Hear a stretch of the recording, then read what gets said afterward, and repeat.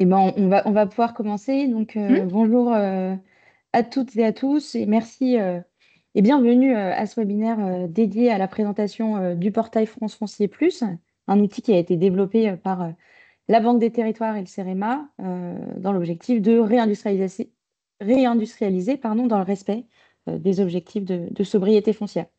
Alors, je suis Juliette Simonetto, donc secrétaire générale de l'Institut national de l'économie circulaire. Euh, et comme vous l'aurez compris, je vais animer ce webinaire organisé par l'INEC, donc en partenariat avec la Banque des Territoires et le CEREMA, et en soutien et avec le soutien de France Urbaine. Avant d'entrer dans le vif du sujet, je vous informe que ce webinaire est enregistré et donc qui sera disponible en replay sur la chaîne YouTube de l'INEC notamment, et le Une support de chaîne YouTube. présentation. Waouh. Et le support de présentation sera également mis à votre disposition. Pour vous donner un petit aperçu de ce que l'on va aborder ensemble pendant l'heure qui va suivre. Donc, une petite introduction d'abord pour rappeler les enjeux en matière de réindustrialisation et de préservation des ressources, les contraintes qui sont liées à la disponibilité du foncier pour les territoires et les acteurs économiques. On aura ensuite une présentation du portail France Foncier, suivie d'une démonstration. Et la petite particularité aujourd'hui de ce webinaire, on vous avait laissé la possibilité au moment de l'inscription de poser vos questions concernant le portail. Et merci à tous d'avoir joué le jeu, puisqu'on a récolté pas mal de questions qui seront posées à nos experts. Et à ce titre, n'hésitez pas d'ailleurs de poser vos questions dans le chat. On tâchera d'y apporter une réponse. Et si le temps ne nous le permet pas, on reviendra vers vous plus tard avec des éléments de réponses. Et enfin, on conclura ce webinaire en vous présentant les perspectives d'évolution de cet outil. Sans plus attendre, je laisse la parole à Emmanuel Ledoux et Lionel Delbos pour quelques mots d'introduction. Emmanuel, c'est à toi. Eh bien, bonjour à tous et merci beaucoup. Alors, effectivement, on est très content d'avoir l'opportunité d'organiser ce webinaire avant, avant les congés et puis de pouvoir voilà, partir en vacances et réfléchir sur tout ça. Nous, alors, donc, comme notre nom l'indique, Institut national de l'économie circulaire, on est un think tank et on travaille sur les questions d'économie circulaire. Euh, L'économie circulaire, ça se définit essentiellement en opposition finalement avec l'économie linéaire. L'économie linéaire, on extrait, on produit, on consomme, on jette. Enfin bon, je pense que j'apprends rien à l'auditoire. Par opposition donc à une économie circulaire où on fait vivre la matière beaucoup plus longtemps.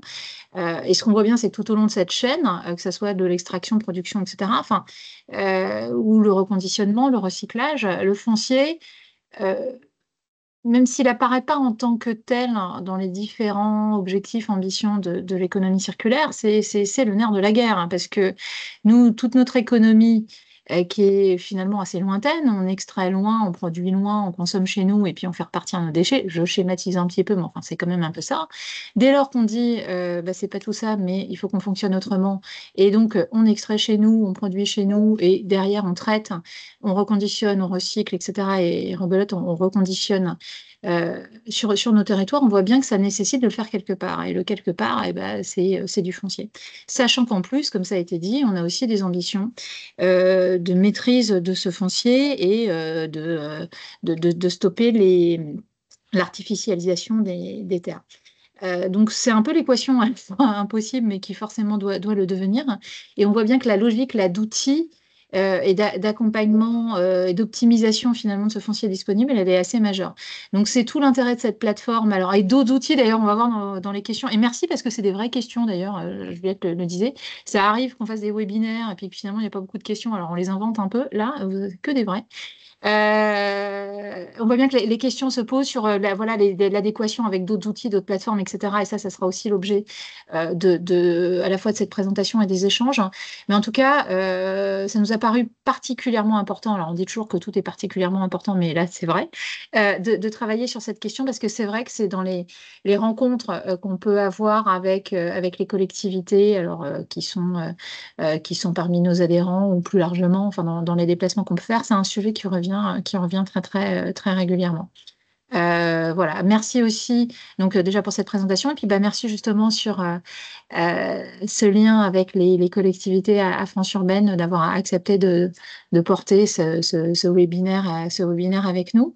d'organiser, d'inviter, etc. Enfin, on espère que ça sera vraiment l'occasion de mieux comprendre cet outil qui est mis à disposition déjà, et puis surtout de contribuer à créer enfin, je sais pas si c'est une collectivité d'intérêt, mais enfin en tout cas une réflexion sur le long terme qui permette d'être dans une logique d'amélioration constante pour que ça réponde toujours aux besoins des territoires. Et Lionel, bah, je te passe la parole, mais je sais pas si c'est Merci. Juliette qui passe la parole ou je peux le faire toute seule. Je suis Merci pas, Emmanuel. Ouais, Lionel, tu préfères. Ouais, je savais bien, très disciplinée, moi. merci Juliette, merci Emmanuel. Bonjour à toutes et à tous. Donc, on est très content, évidemment, en illustration du partenariat qui lie France Urbaine et l'INEC, de pouvoir soutenir et déployer ce webinaire. France Urbaine, vous le savez, regroupe donc 110 métropoles, communautés d'agglos et grandes villes. J'ai le plaisir d'y animer les thématiques liées à l'économie, à l'enseignement supérieur et au tourisme. Ce que l'on constate, et je ne vais pas évidemment reprendre les propos d'Emmanuel, mais c'est que la question du sol économique revient en force après des années, on va dire, plutôt de prospérité, d'étalement urbain et de confort, j'allais dire, dans l'implantation d'entreprises. La raréfaction du foncier est un problème qui touche tous les territoires, et notamment tous les territoires urbains, qui a un vrai savoir-faire aussi, un vrai acquis depuis une quinzaine d'années dans le recyclage, la transformation de ce que j'appelle donc le sol économique, mais que globalement, c'est le métier de développeur économique qui est en train de changer. Et cette notion de métier, elle nous tient à cœur. C'est aussi le métier d'élu en charge du développement économique qui est en train de changer face à ces enjeux de relocalisation, de réindustrialisation et de remise en circularité des économies. Et que donc tous les outils, j'allais dire, qui peuvent aujourd'hui permettre le renouvellement de la boîte, du portefeuille des développeurs économiques sont les bienvenus, nous intéressent et on le pense, intéressent nos adhérents. Et le dernier point qui nous a amené aussi à nous intéresser et à soutenir et à participer à ce webinaire, c'est que la question du sol et du foncier économique et de son recensement, de sa mise à disposition, elle ne concerne pas que les territoires urbains, je l'ai dit, et surtout, elle interpelle directement ce que nous appelons à France Urbaine l'alliance des territoires. C'est-à-dire que cette question du foncier, de la disponibilité du foncier et de l'immobilier économique ne peut pas se résoudre à l'intérieur des frontières administratives de chaque intercommunalité. Elle suppose d'ouvrir grand les chakras ou les œillères, comme vous voulez, et de raisonner en interterritorialité, raisonner au-delà des frontières artificielles entre l'urbain et le rural, et qu'un outil comme le portail Foncier Plus nous semble un vrai vecteur de transformation des regards, des cultures et des relations entre territoires et entre développeurs économiques, des villes, des champs, des tours, des bourgs, comme vous voulez. Et c'est pour ça voilà, on s'intéresse beaucoup à ce genre d'outils et on souhaite leur développement. À vous de jouer, merci. Merci Lionel et Emmanuel d'avoir posé ce cadre. Je vous propose de rentrer véritablement dans le vif du sujet, donc de passer à la présentation du portail. Et je vais maintenant passer la parole à Thomas Rollet, donc responsable France Foncier Plus au sein de la Banque des Territoires, et à Nicolas Gilliot, chef de mission économie, transition et territoire au sein du CEREMA, pour cette présentation. Bonjour, bonjour à tous. On est très content d'avoir été invité par l'INEC et France Urbaine pour cette présentation du portail France Foncier Plus. Alors, je vais sans détour rentrer sur la question déjà du pourquoi et puis de l'origine de ce portail, puisque le temps passe vite, mais quand même, la période 2022-2023 a permis de préciser un peu les attentes et donc le mandat des ministères de l'Industrie et du ministère de la Transition écologique qui ont été confiés au CRMA et à la Banque des Territoires pour l'élaboration d'un portail national du foncier économique à l'époque. Et donc ça, ça remonte au mois de mars 2023, avec à l'époque, disons, nous avions un an pour sortir un portail, un an à partir je dirais, de rien ou pas grand-chose en tout cas. Donc quand même un petit défi qui devait à la fois nous permettre d'aborder les questions de développement économique, puisque la réindustrialisation des territoires est un objectif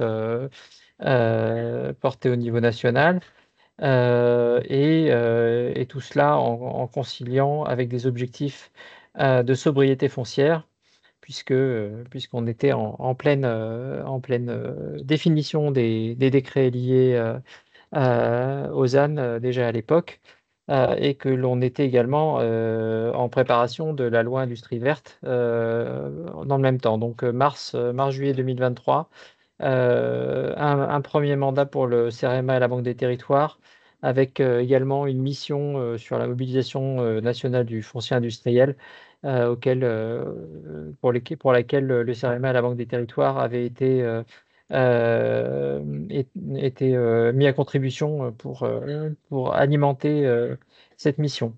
Donc ensuite, on est sur un portail qui s'adresse aux entreprises et aux intercommunalités. En tout cas, c'était les deux cibles naturels, puisqu'on adressait simultanément les questions de réindustrialisation et de sobriété foncière.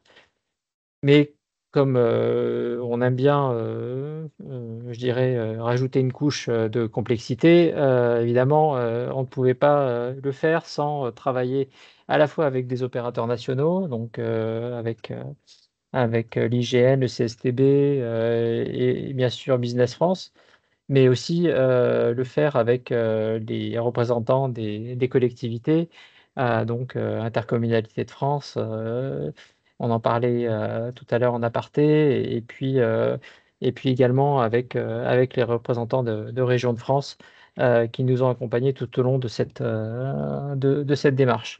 Donc les entreprises, pour leur permettre de trouver le plus rapidement possible des sites d'implantation.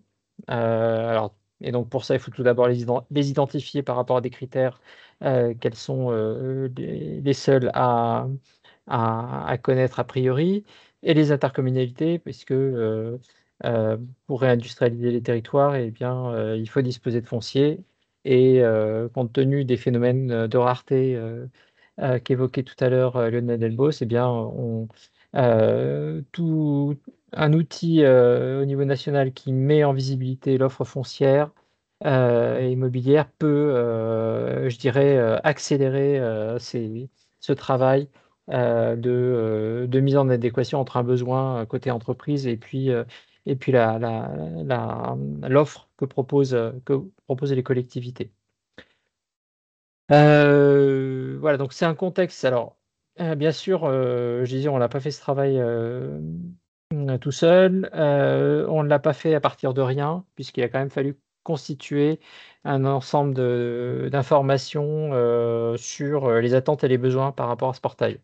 Attentes et besoins qui se sont révélés assez variés. Alors, certaines ont été assez vite confirmées dans l'enquête qui a été réalisée avec Interco de France sur les besoins donc des intercommunalités, c'est-à-dire confirmation d'une situation de saturation du foncier économique et d'un risque de pénurie de foncier pour près des 2 tiers des EPCI en France, des chiffres voilà, qui avaient déjà été mis en avant dans une enquête en 2022 et qui ont été confirmés en 2023 dans l'enquête et les réponses des 270 intercommunalités qui avaient répondu à l'époque. C'est aussi voilà, des sujets majeurs sur la question de l'acceptabilité des projets industriels et logistiques qui ont été mis en évidence. Et donc résoudre aussi ces questions-là à travers la définition d'un portail.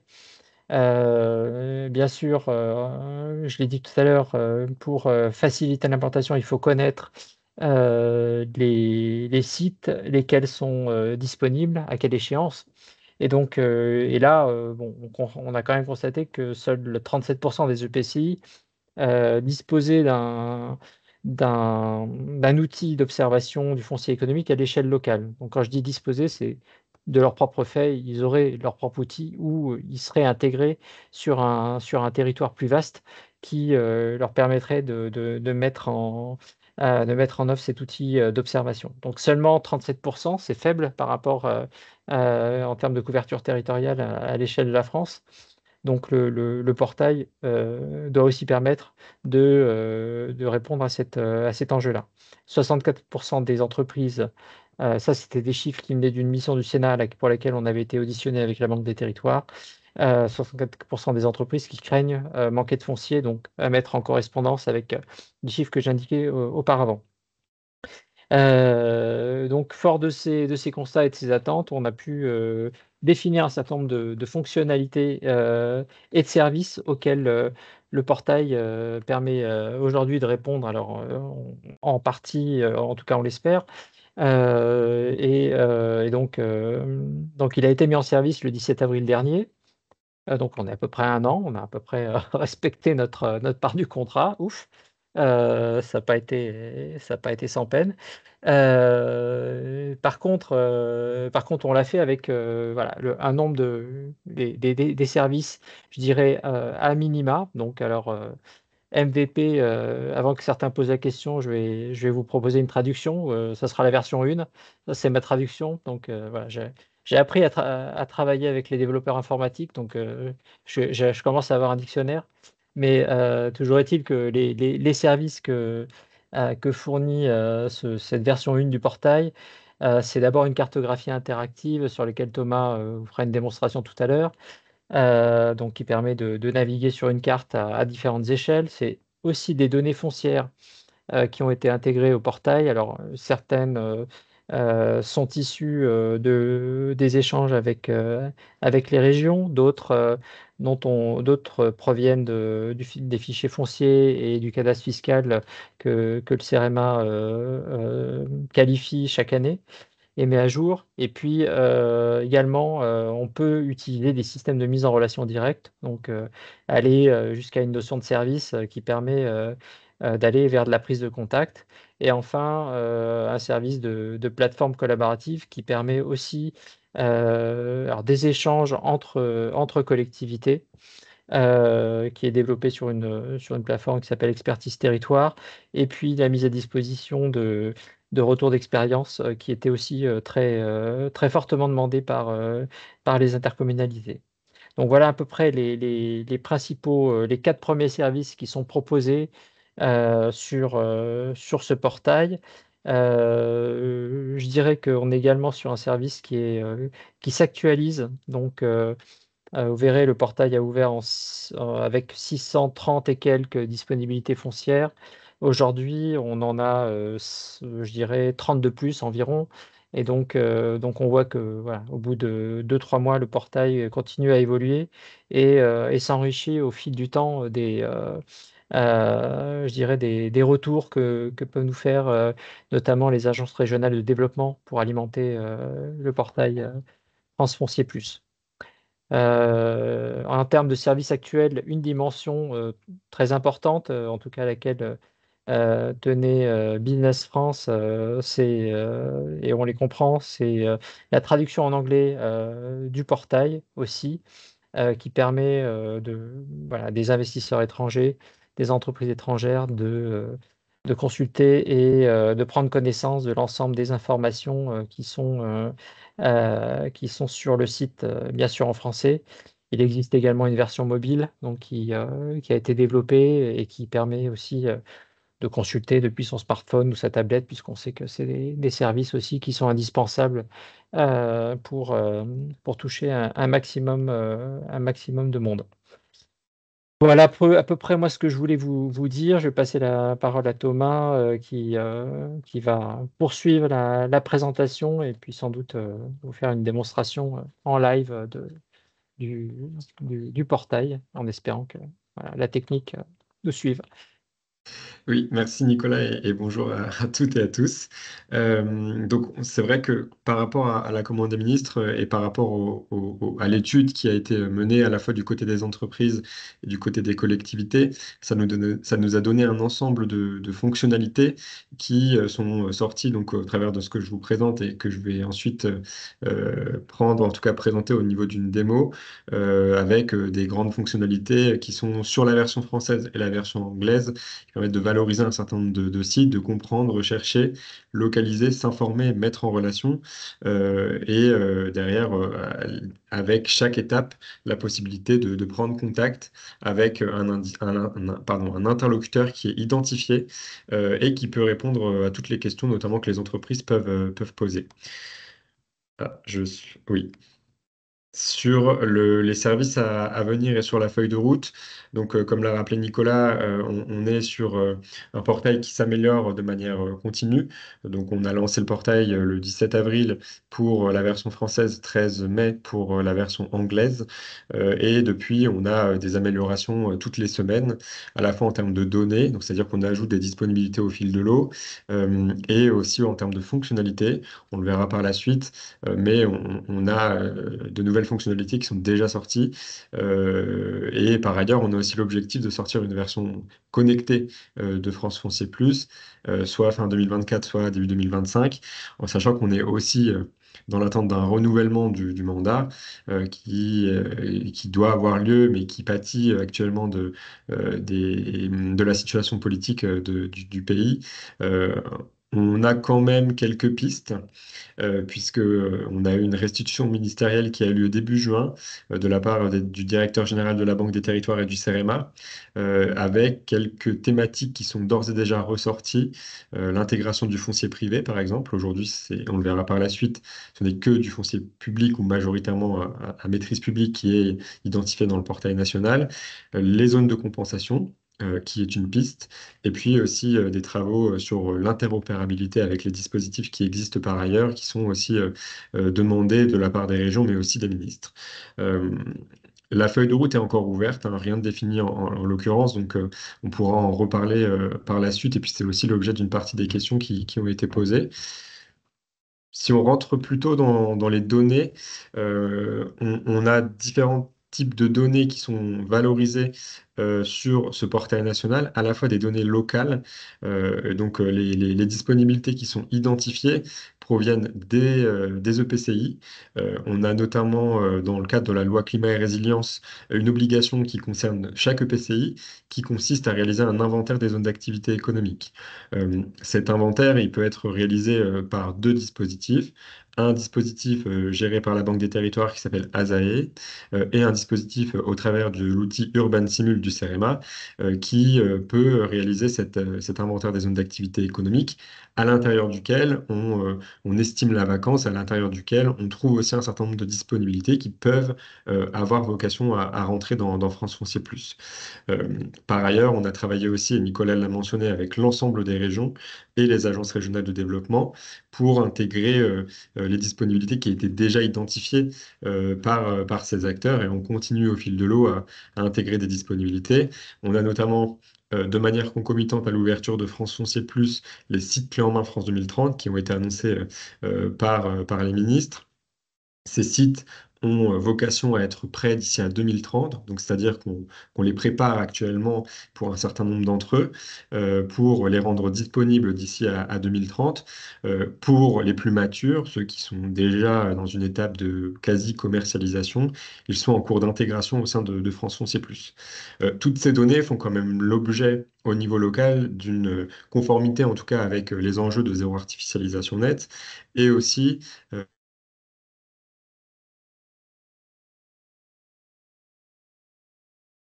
Ah, il semblerait qu'on ait perdu Thomas. Qui est figé en plus sur une image qui est pas.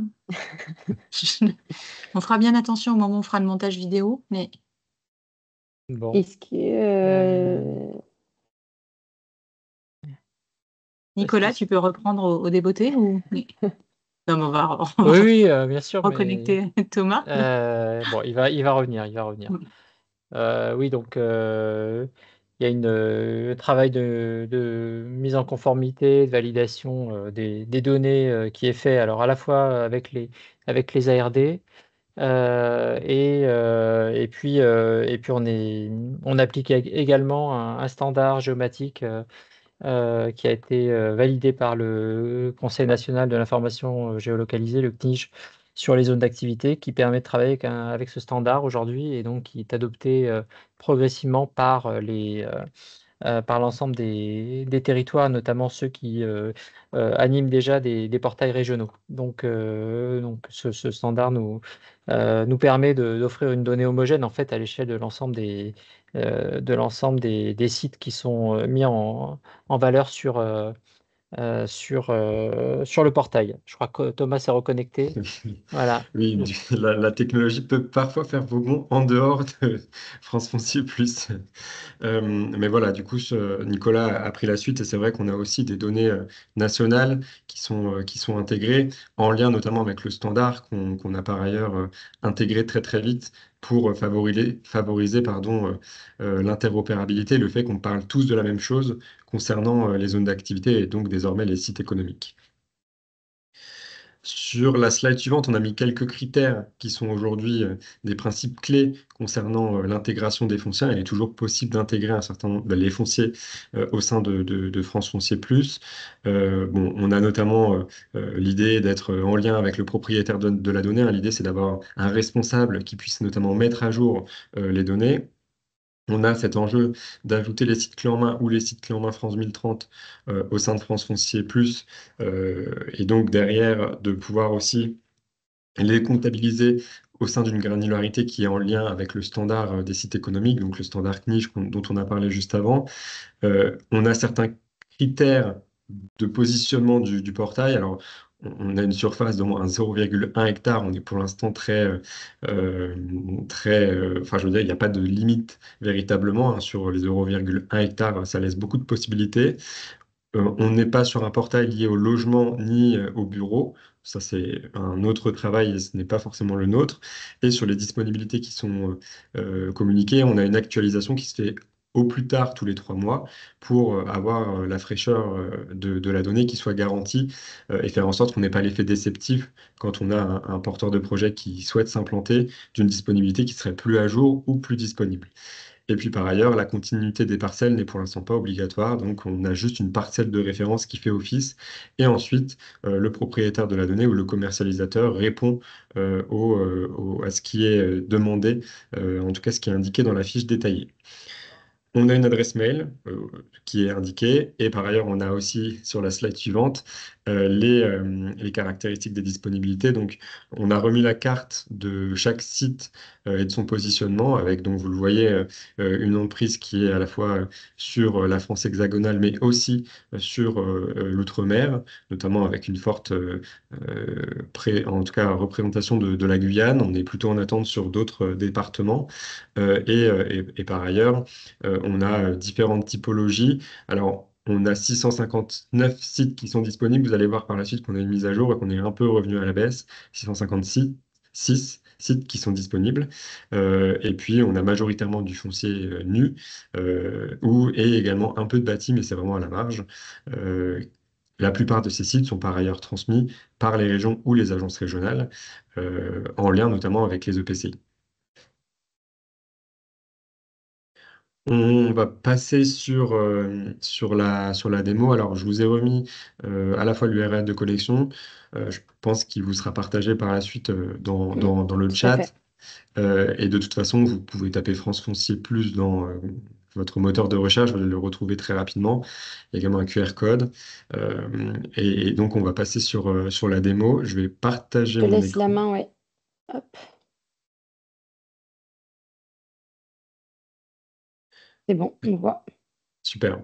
Donc, une fois que vous avez fait cette recherche de France Foncier Plus, vous tombez sur le site en question. Alors, c'est au niveau graphique, on a repris, bien sûr, il y a des éléments graphiques puisque le site est intégré au site de la Banque des Territoires, mais on a créé une charte spécifique hein, qui lie les enjeux du CEREMA et de la Banque des Territoires, avec derrière un petit bandeau qui rappelle la mission.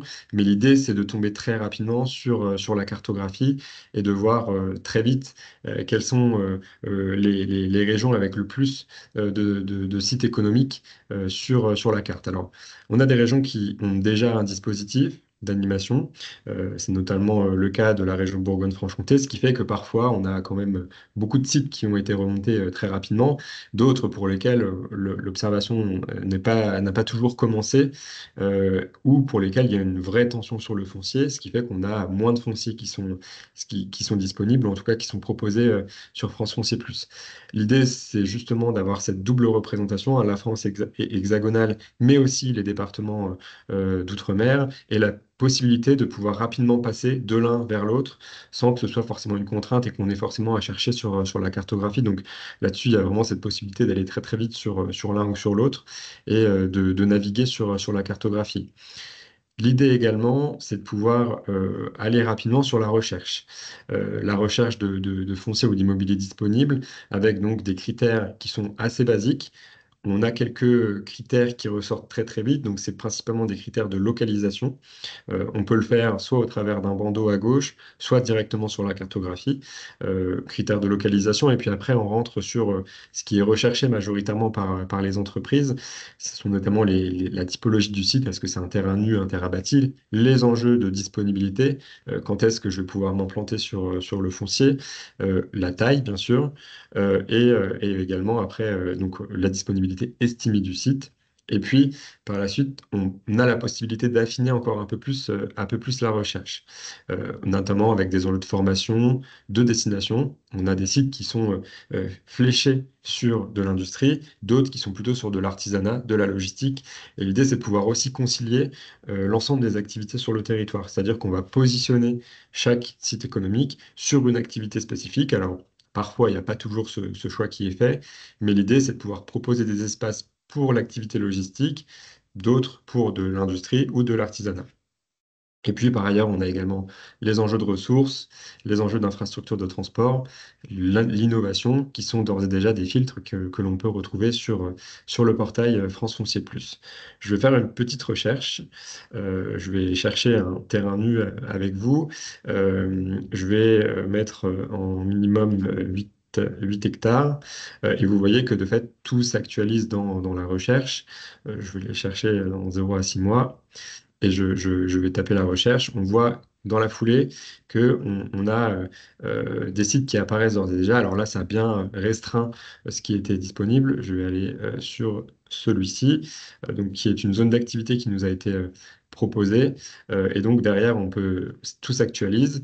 On peut faire apparaître, changer en tout cas la couche de carte, hein. Si je veux me projeter un peu plus, on va voir cette zone d'activité qui est proposée, topographie également. Et puis par ailleurs, je peux ajouter un certain nombre de sites de calques, en tout cas, au niveau des sites économiques. Donc on a également les sites économiques potentiels, des découpages administratifs, les documents d'urbanisme qui peuvent être mis sur la cartographie et éventuellement les programmes nationaux qui peuvent apparaître. On a toujours la légende qui est proposée et il est possible de modifier les filtres. Si on se rend compte que c'est pas du tout ce qu'on voulait, ou qu'on s'est trompé sur les filtres, il est possible soit de supprimer, soit de les corriger directement, de revenir sur les filtres ou de tout effacer. Là, j'efface tout et je reviens sur la cartographie. Comme on l'a précisé aussi au début, on a juste en dessous de la cartographie les derniers ajouts. Donc, toutes les semaines, on a des modifications qui sont faites et des ajouts de sites. Là, sur les 3 derniers jours, c'est précis. On a les sites qui nous ont été proposés. Alors, c'est assez varié, hein. On le voit, c'est dans les Hauts-de-France, l'Occitanie, Bourgogne-Franche-Comté. Voilà, on a cette possibilité.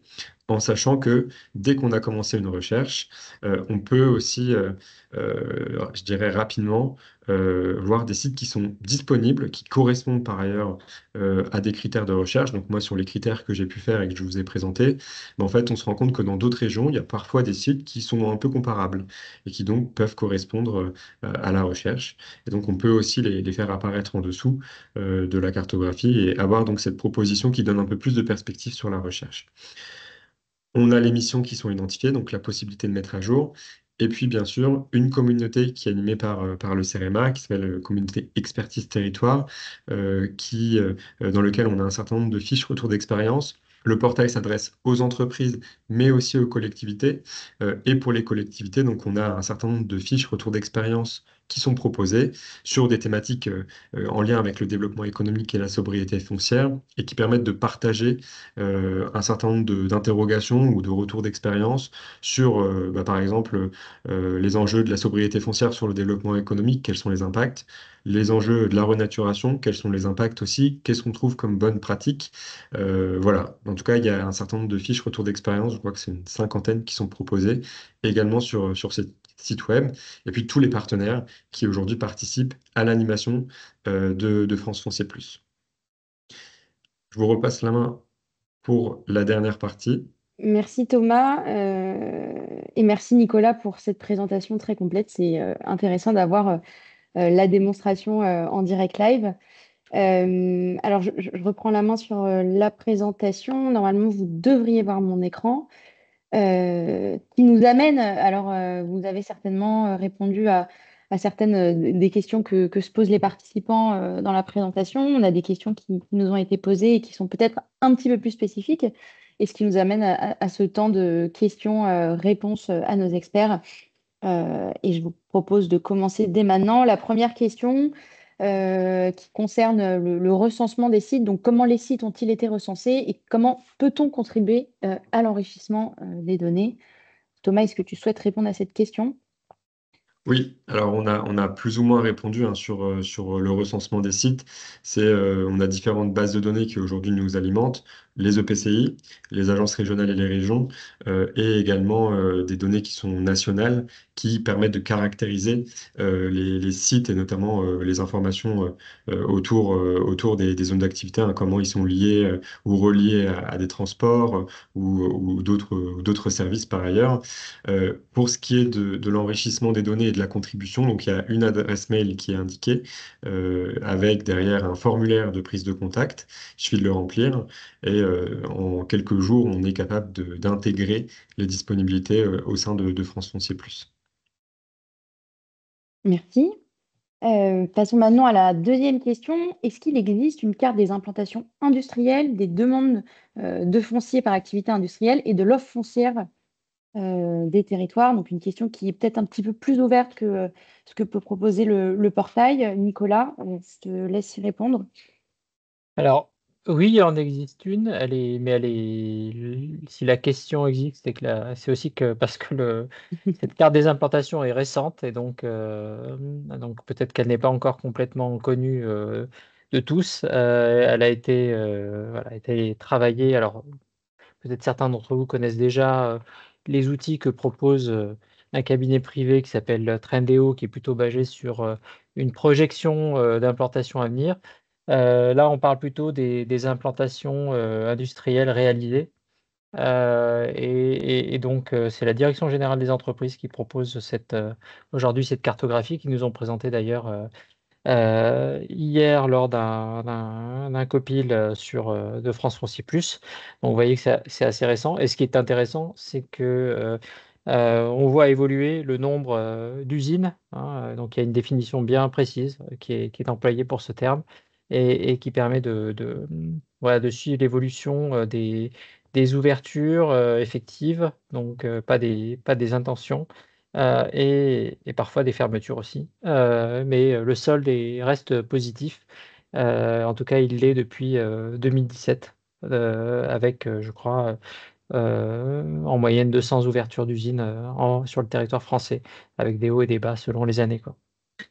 Voilà, donc nous, on s'occupe des disponibilités foncières, qui peuvent accueillir des usines, bien sûr, on l'a dit. Et donc, je dirais,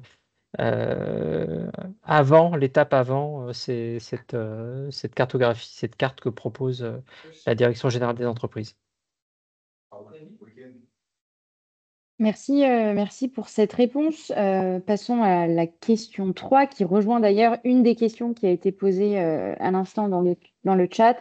D'autres données de type données cadastrales ou carte friche vont-elles être agrégées au portail? Et est-ce que le format des données en l'état est-il téléchargeable?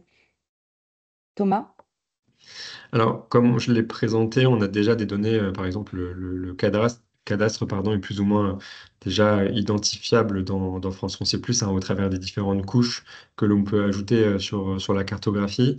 Concernant les friches, c'est vrai que c'est une des perspectives sur lesquelles on doit maintenant travailler.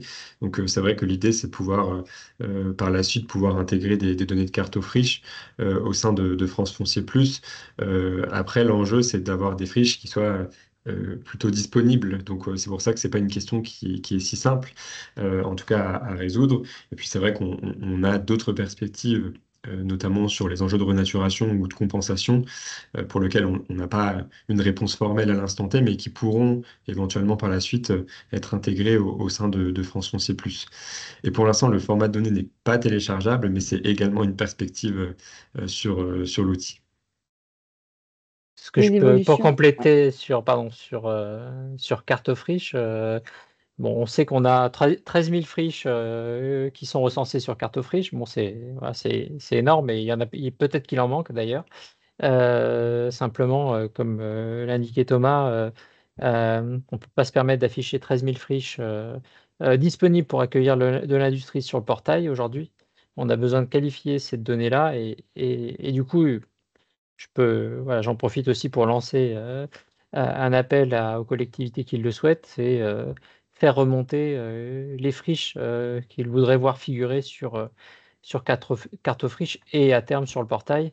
Ça peut être, enfin, c'est à travers cette dimension collaborative aussi que le portail peut rendre un service amélioré aux entreprises et aux collectivités. Des évolutions à venir donc et un appel à participation de tous pour enrichir l'outil. Passons maintenant à la 4e question, donc qui nous a été posée cette fois-ci par un acteur économique. Est-ce qu'en tant que promoteur immobilier, je peux utiliser l'outil pour prospecter des terrains à bâtir ou est-ce que cet outil est seulement réservé aux collectivités territoriales? Alors, Nicolas, est-ce que ouais. on a déjà un peu répondu à cette question dans la mesure où aujourd'hui la version 1 est ouverte à tous et donc elle permet à ce qu'un promoteur, un opérateur privé utilise le portail pour la prospection voilà, terrain bâtir. D'ailleurs, on a déjà eu des échanges avec certains promoteurs qu'on a renvoyés du coup vers les agences régionales de développement, hein. Il existe un contact, au moins un contact par région pour obtenir des informations sur les sites que les promoteurs auraient identifiés. Maintenant, voilà, il y a des stratégies aussi des collectivités et donc il y a un certain niveau d'information qui sont ensuite échangées je dirais en B2B entre le promoteur, l'investisseur privé et la collectivité. Et à terme, donc, on a prévu une version authentifiée qui sera réservée aux collectivités territoriales. Donc là, c'est plutôt une perspective pour le début de l'année 2025. Notamment pour le versement de données et des informations plus spécifiques ou nécessitant d'avoir une autorisation en tant qu'ayant droit à des données fiscales. Et donc, les ayants droit ne sont, pour l'instant en tout cas, que des collectivités ou des organismes publics. Merci. Passons à la question d'après. Donc une question un peu plus spécifique maintenant. qui renvoie notamment à un besoin réel des acteurs de la filière agricole et agroalimentaire que l'INEC avait identifié notamment dans le cadre d'un plaidoyer qu'on a construit qui s'intitule 20 propositions pour une agriculture circulaire que l'on a publié au printemps dernier. Et donc la question est la suivante, est-ce que cet outil peut-il également être utilisé pour les installations agricoles? Alors, Euh, nous n'avions pas prévu d'adresser la question spécifique des installations agricoles via le portail, puisque c'était essentiellement l'industrie, hein, on l'a dit, l'artisanat, voire la logistique, en tout cas pour celle qui est inféodée à l'industrie, qui intéressait le portail France Foncier Plus. Maintenant, une installation agricole, si c'est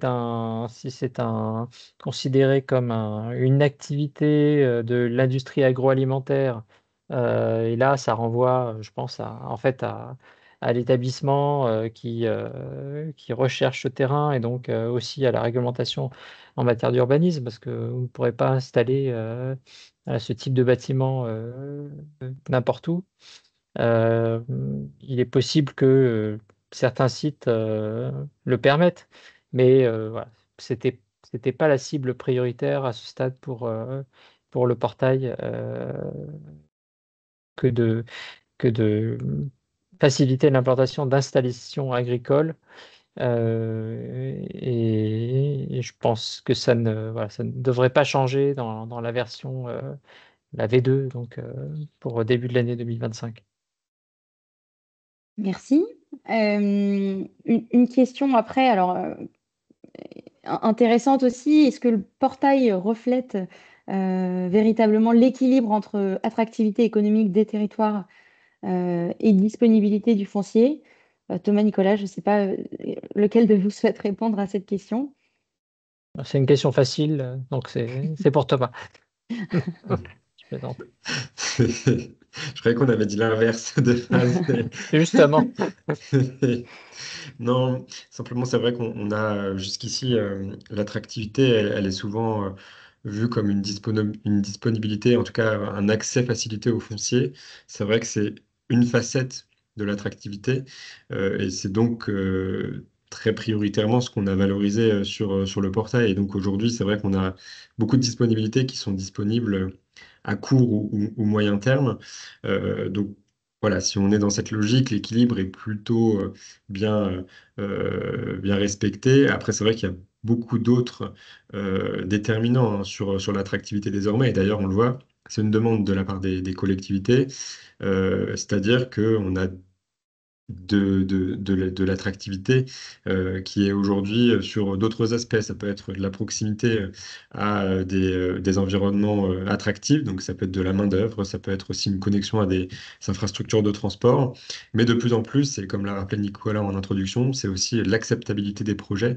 Donc ça veut dire faire un projet de territoire, et donc de plus en plus, les projets qui ont vocation à être accueillis sur les territoires sont passés en quelque sorte au tamis de l'acceptabilité et donc de l'impact qu'ils vont avoir sur les territoires. Et on peut donc dire désormais que l'attractivité, c'est plus seulement une disponibilité, mais c'est tout un ensemble de facteurs et qu'on y travaille sur France Foncier Plus.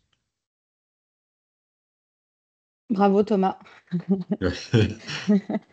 Je vous propose de passer à la question d'après. Comment concilier développement économique, réindustrialisation avec les enjeux d'aménagement et environnementaux? On parle ici des compensations notamment. Vous l'aviez évoqué au moment de votre présentation. Pouvez-vous répondre à cette question? Comme c'est une question difficile, c'est pour moi, c'est ça? Comme c'est une question difficile, nous n'avons pas encore vraiment la réponse.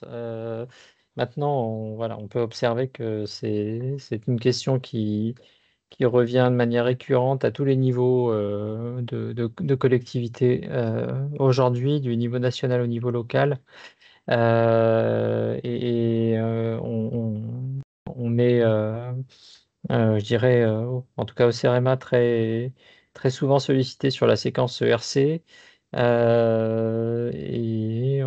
Bien sûr, adresser la question à la sobriété foncière, ça veut dire déjà commencer par traiter dans la séquence ERC, le E et le R, le C ne devant intervenir qu'en définitive, si on n'a pas d'autres solutions. Donc maintenant, c'est de manière pragmatique, voilà, les collectivités ont déjà souvent envisagé toutes les possibilités et se retrouvent bloquées puisqu'elles ont une opération d'aménagement à mener et que cette opération, elle comporte la recherche de sites de compensation.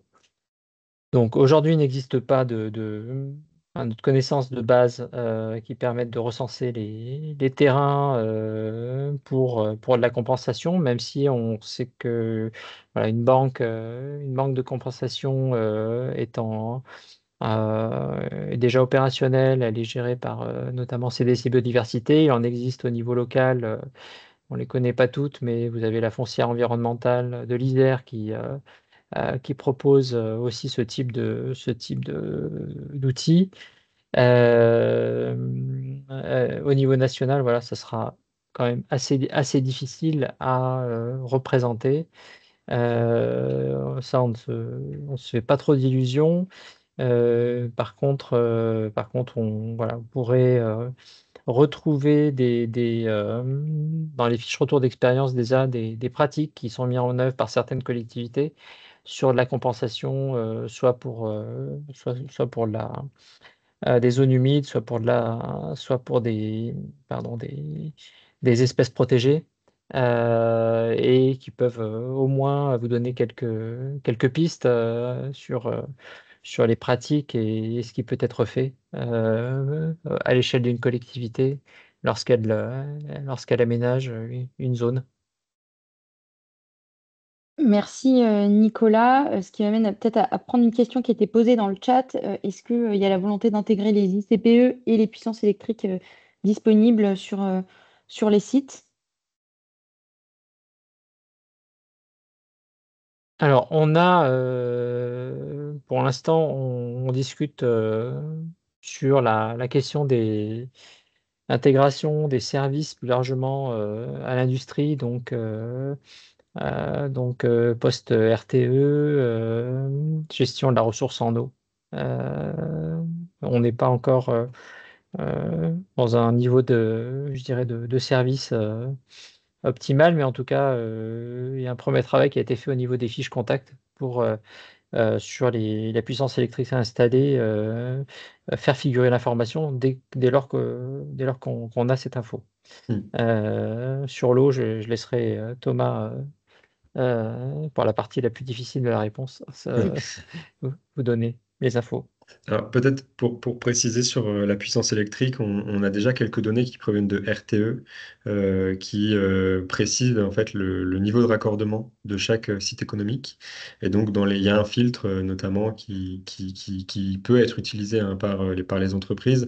Et notamment, on regarde trois grandes puissances de raccordement.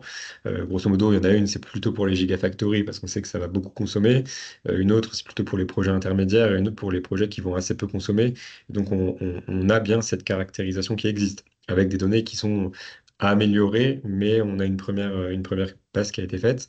Alors, pour les questions de l'eau, c'est un peu la même problématique.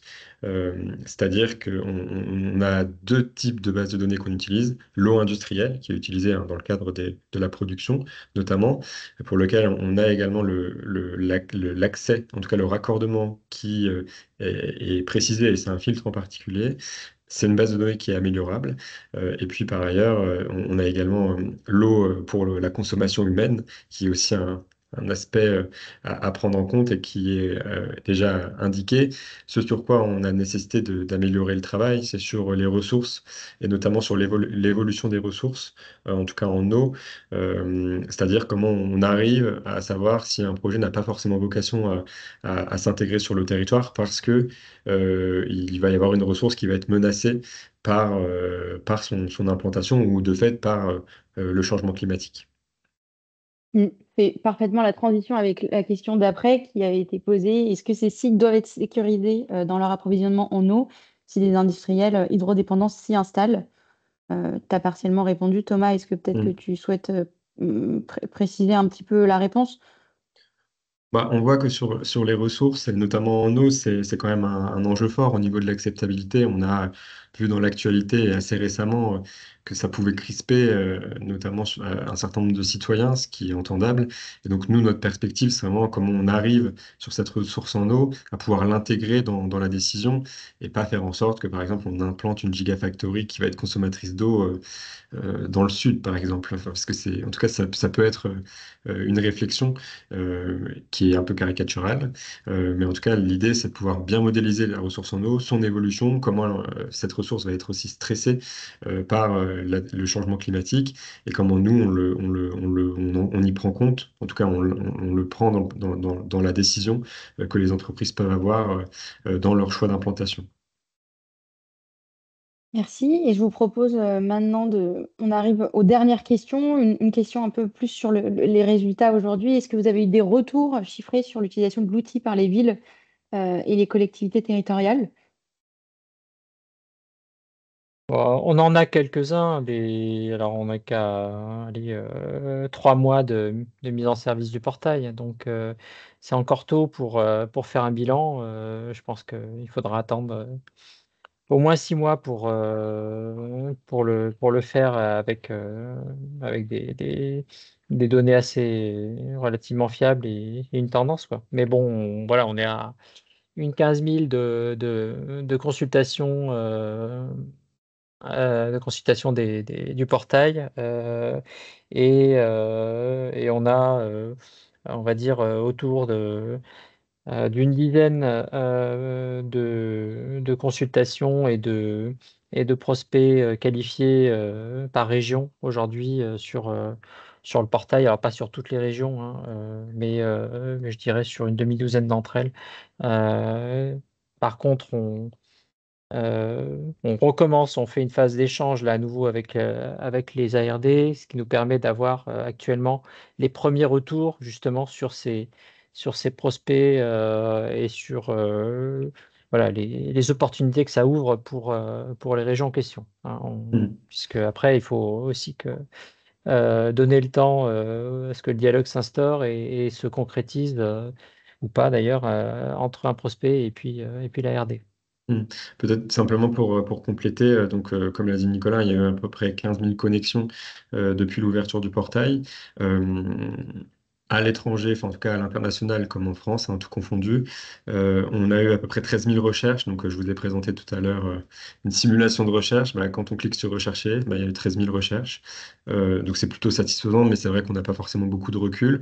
Et puis 700 prises de contact potentielles, donc c'est quand on ouvre un mail. Et puis là, tout le travail qu'on est en train de mener, c'est bah, quels sont les projets qui sont effectivement d'intérêt Mm. pour les territoires et qui sont actuellement accompagnés, travail qu'on mène avec les agences régionales notamment.